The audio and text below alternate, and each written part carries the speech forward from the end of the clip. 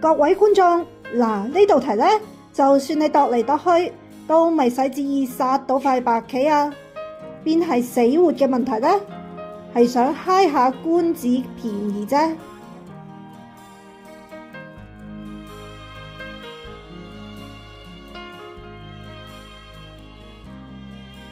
黑棋1、3喺外邊打唔掂當喎。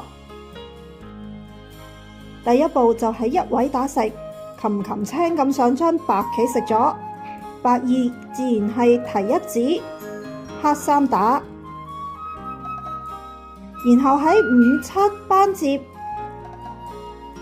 白8接，黑9立，然後共活。有人可能覺得黑棋過得去，不過老實講，黑行成咁都算冇咩得着啦。黑1唯有長出，相信你哋都睇得到。難嘅係白點樣搞掂佢呢？黑1長出，白只能夠喺2位應。就眼一睇，呢手棋似乎好騎呢，而實際上呢步係妙手喎。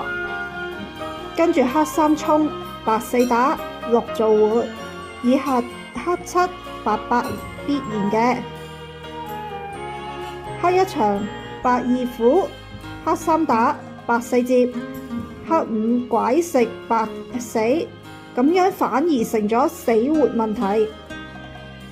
黑1長出嘅時候，白唔俾黑食3子，而喺2位接，頑強抵抗。黑3馬上斷，白棋4子必須提，俾黑5撲入，白崩潰啦。由於係打食，白非提不可。黑7打，白8接，俾包成一團。黑9班，今回白棋真係冇鞋玩劇走啦。